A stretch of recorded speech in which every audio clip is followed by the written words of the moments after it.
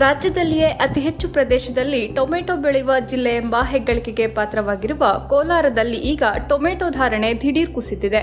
ಈಗಾಗಲೇ ಮಳೆ ಕೊರತೆಯಿಂದ ಕಂಗಾಲಾಗಿರುವ ರೈತರು ಬೆಲೆ ಕುಸಿತದಿಂದ ಮತ್ತಷ್ಟು ಸಂಕಷ್ಟಕ್ಕೀಡಾಗಿದ್ದಾರೆ. ರೈತರು ಸಾಲ ಇದು ಟೈನು ಎಲ್ಲ ರೇಟ್ ಜಾಸ್ತಿ, 280 ರೂಪಾಯಿ 1 kg ಟೈನು.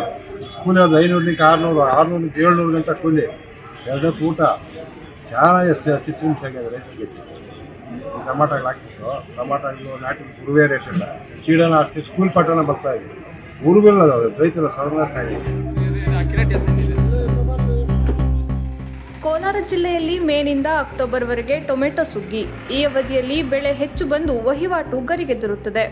ಏಷ್ಯಾದಲ್ಲೇ 2ನೇ ಅತಿದೊಡ್ಡ ಮಾರುಕಟ್ಟೆ ಎನಿಸಿರುವ ಕೋಲಾರದ ಎಪಿಎಂಸಿ ಹಾಗೂ ಮುಳಬಾಗಿಲಿನ ಎನ್ ವಡ್ಡಹಳ್ಳಿ ಮಾರುಕಟ್ಟೆಯಿಂದ ಹೊರ ಜಿಲ್ಲೆ, ಹೊರ ರಾಜ್ಯಕ್ಕೆ ನಿತ್ಯ ರಫ್ತಾಗುತ್ತದೆ.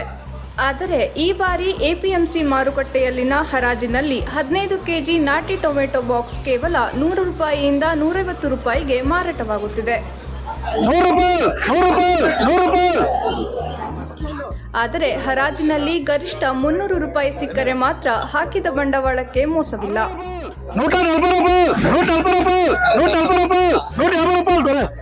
ಇವತ್ತು ನಾನು ಟೊಮೆಟೊ 5 ಎಕರೆಯಲ್ಲಿ ಹಾಕಿದ್ದೀನಿ. ಆದರೆ ಸೂಕ್ತವಾಗಿರ್ತಕ್ಕಂಥ ಬೆಳೆ ಇಲ್ಲ. ಒಂದು ಬಾಕ್ಸ್ಗೆ 100-150 ರೂಪಾಯಿ ಹೋಗ್ತಾ ಇದೆ. ಒಂದು ಎಕರೆಗೆ 2ರಿಂದ 3 ಲಕ್ಷ ಖರ್ಚಾಗುತ್ತೆ. ಈ ಸೀಸನ್ಗೆ ಅಂತ ನಾವು ಜೂನ್ ಜುಲೈಗೆ ಬರೋಕ್ಕೆ ಅಂತ ಮಾಡ್ತೀವಿ. ಅದೊಂದು ರೈತನಿಗೆ ಅದೊಂದು ಆಸೆ, ಸೀಸನ್ನಲ್ಲಿ ಟೊಮೆಟೊ ರೇಟ್ ಬರುತ್ತೆ ಅಂತ. ಬಂಡವಾಳ ಒಂದು ಎಕರೆಗೆ 3 ಲಕ್ಷ ಬಂಡವಾಳ ಬೀಳುತ್ತೆ. ಆ 3 ಲಕ್ಷ ಬಂಡವಾಳ ಹಾಕಿದ್ರೂ ಈಗಿನ ಪರಿಸ್ಥಿತಿಯಲ್ಲಿ 100 ರೂಪಾಯಿ 150 ರೂಪಾಯಿ ರೇಟ್ ಹೋದರೆ ನಾರು ಕಾಸು ಬರೋಲ್ಲ, ಗೊಬ್ಬರ ಕಾಸುಗಳು ಬರೋಲ್ಲ. ರೈತರು ತುಂಬ ಕಷ್ಟದಲ್ಲಿ ಸಿಕ್ಕಾಗ್ತಿದ್ದಾರೆ. ಈ ಸರ್ಕಾರಗಳೆಲ್ಲದಕ್ಕೂ ರೇಟ್ ಫಿಕ್ಸ್ ಮಾಡ್ತಾರೆ, ನಮ್ಮ ಈ ಬೆಳೆದಿರೋ ಬೆಳೆಗಳಿಗೆ ರೇಟ್ ಫಿಕ್ಸ್ ಮಾಡಲ್ಲ.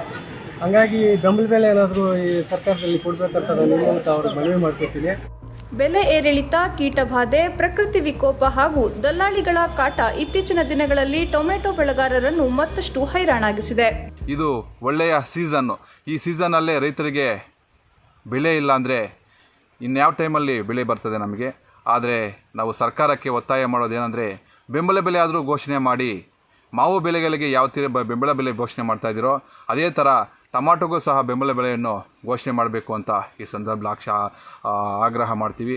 ಅದೇ ರೀತಿಯಾಗಿ ಒಂದು ಮಂಚಿಂಗ್ ಪೇಪರ್ 3000ದಿಂದ 3,500-4,000 ರೂಪಾಯಿ ಆಗಿದೆ.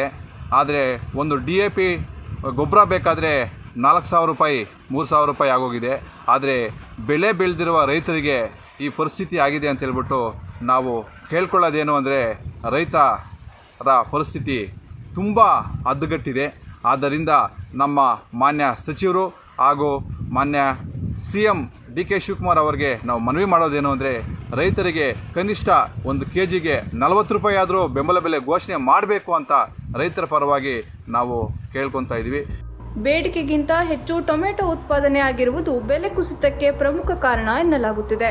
ಮುಳಬಾಗಿಲಿನ ಎನ್ ವಡ್ಡಹಳ್ಳಿ ವೃತ್ತದಲ್ಲಿ ರೈತರು ಈಚೆಗೆ ಟೊಮೆಟೊ ಸುರಿದು ಪ್ರತಿಭಟಿಸಿದ್ದರು. ಜಿಲ್ಲಾ ಪ್ರಕೃತಿ ವಿಕೋಪ ನಿರ್ವಹಣೆ ಮೇಲುಸ್ತುವಾರಿಯಾಗಿ ನೇಮಕಗೊಂಡಿರುವ ಸಚಿವ ಬೈರತಿ ಸುರೇಶ್ ಕೋಲಾರಕ್ಕೆ ಒಮ್ಮೆಯೂ ಬಂದಿಲ್ಲ. ಹಣ್ಣು ತರಕಾರಿಗೆ ಕನಿಷ್ಠ ಬೆಲೆ ಸಿಗಲಾರದ ಸಂದರ್ಭದಲ್ಲಿ ತುರ್ತಾಗಿ ಸರ್ಕಾರ ಮತ್ತು ಕೇಂದ್ರ ಸರ್ಕಾರ, ರಾಜ್ಯ ಸರ್ಕಾರ ಧಾವಿಸಿ ಅದಕ್ಕೆ ಬೇಕಂತ ಕನಿಷ್ಠ ಒಂದು ವೆಚ್ಚನ ಭರಿಸುವಂಥದ್ದಾದರೆ ರೈತ ಉಳಿತಾನೆ, ರೈತ ಒಂದು ಭರವಸೆ ಬರ್ತದೆ ಮುಂದೆ ಮಾಡ್ತಕ್ಕಂಥ ಬೆಳೆಗೆ. ಅಥವಾ ಅದಾಗದಿದ್ದ ಪಕ್ಷದಲ್ಲಿ ಮುಂದಿನಲ್ಲಿ ತೀರಾ ಅನಾಹುತ ಸಿಕ್ಕಾಗುತ್ತೆ. ಅವನು ಕೃಷಿ ಮೇಲೆ ಒಂದು ಬೇಸರ ವಿರುಕ್ತಿ ಪಡಿಸಿ ಕೃಷಿಯಿಂದ ದೂರ ಉಳ್ಕೊಳ್ತಾನೆ. ಅವತ್ತು ಆಹಾರ ಭದ್ರತೆಗೆ ಮತ್ತು ಆಹಾರ ಧಾನ್ಯ ಪದಾರ್ಥಗಳಿಗೆ ಕೊರತೆ ಉಂಟಾಗ್ತದೆ. ಅದರ ಒಂದು ಪ್ರತಿಕೂಲ ಪರಿಣಾಮ ದೇಶದ ಆರ್ಥಿಕ ವಲಯದಲ್ಲಿ. ಸಂಕಷ್ಟಕ್ಕೆ ಸಿಲುಕಿದ್ದ ಮಾವು ಬೆಳೆಗಾರರಿಗೆ ಬೆಂಬಲ ಬೆಲೆ ನೀಡಿದಂತೆ ಟೊಮೆಟೊ ಬೆಳೆಗಾರರಿಗೂ ಸರ್ಕಾರ ಸ್ಪಂದಿಸಬೇಕು ಎಂಬುದು ಟೊಮೆಟೊ ಬೆಳೆಗಾರರ ಆಗ್ರಹ.